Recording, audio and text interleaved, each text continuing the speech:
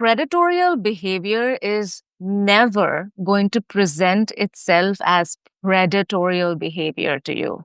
It's always going to masquerade itself as kindness, support, and opportunity. Take it from me, I fell for it twice. So I can tell you what the telltale signs of predatorial behavior is as it manifests in the EB1 world. But to get there, I need to give you some backstory. In case you don't know me and we haven't met, my name is Aditi Paul. In a previous life, I used to be a researcher, but right now I help folks navigate their EB1 journey because, quite honestly, I am a nerd about it. I know what this journey gave me. Yes, it gave me a green card, but it did much more than that. It helped me get over a lot of my deep seated insecurities that came from a lack of self belief and a lack of productivity and a lack of opportunities, whatever have you. I had to face all of those fears head on and overcome them to get an EB1. So I don't want to ever diminish the process of EB1 as something that just got me a green card. Of course, it did, but it did so much more for me. And I want to get more people to experience that transformation. So that's what I do right now. But while building my EB1 or working on my EB1 and helping folks working on their EB1, I have seen this thing come up. So I want to give you a glimpse of what predatorial behaviors look like and when they show up and how can you steer away from it.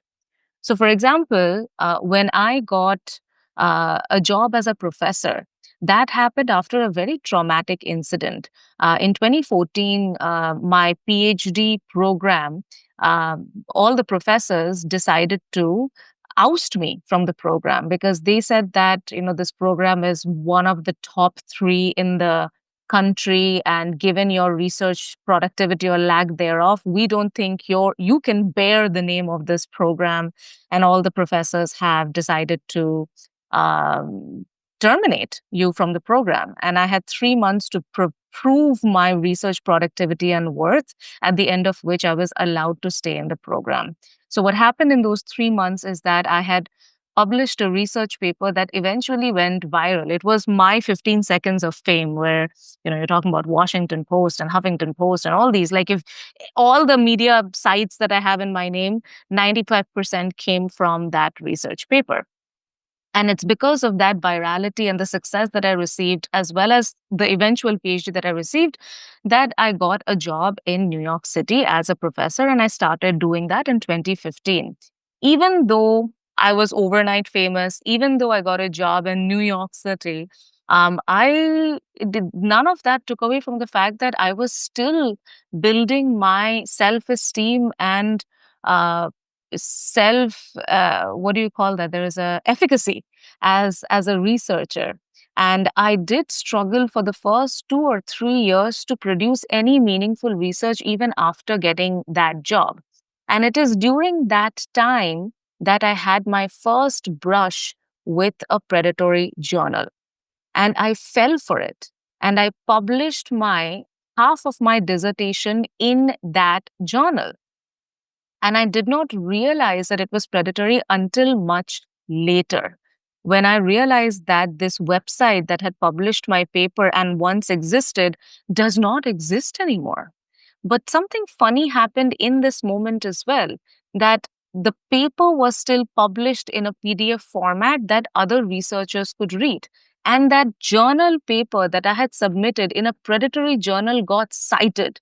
And not just cited, it got cited by other prominent researchers as well. So when I gave my profile to be evaluated by my lawyer, she caught that. And she said, Dr. Paul, when I try going to this website, this is not working. Can you verify what this journal is? Now, this is where the situation was very tricky for me because had I taken that paper out, I had like three or four, two other papers that I had in my research profile. So if I would take that paper out, 1/3 of my research productivity is gone. And not just that, citations that research paper had garnered were gone. But at that time, I had to make a tough call to eliminate that research paper and start afresh. And that's exactly what I did. And even then, I fell for another research, almost fell for another research journal that turned out to be predatorial in nature. And the name of that research journal was Global Media Research or some such.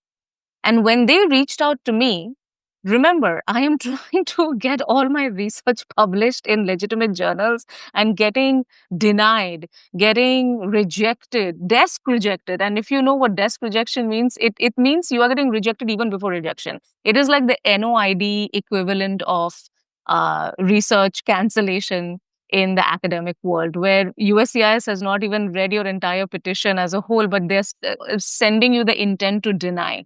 Over here, the same thing has happened when you have submitted your paper to a journal, and the journal, even before sending it to actual reviewers, the editor is like, "Nah, fam, like this is not going to cut it."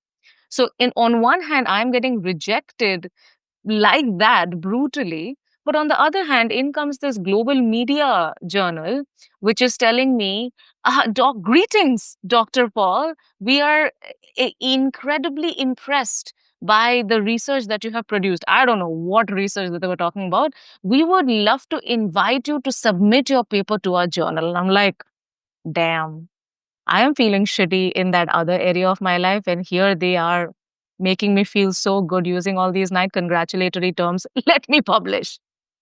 Next thing you know, they're asking me for my WhatsApp number and charging me $300. And I'm like, what is going on right now? This does not seem legitimate. And I pulled back. But this is what I'm talking about, that when predatory opportunities are going to present themselves to you, it will feel like it'll feel like Borelin on the wounds that you will have, where on one side you're trying to get your foot in the door through opportunities, and in comes this predator who's saying all the right things. They are sweet talking you into it. They're using words like invite only, and you are one of the very few. And you, with your tattered sense of self, where your self-esteem is lower than the lowest level of stratosphere, you're like, man, I want to take this up because this makes me look like a winner. Please do not fall for that. Please don't fall for that. You cannot buy your way out of this. The one kahawat that comes to my mind is from the tattoo world, where they say cheap tattoos are not good and good tattoos are not cheap. It's the same with these opportunities. Good opportunities are going to be expensive, not in the dollar amount, but in the hustle that it will require from you.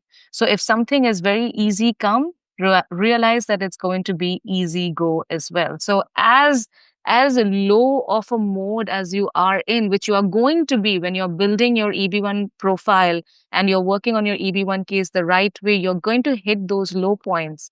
And that is the exact time that these predators are going to come sneaking into your DMs and your emails. Do not fall for them.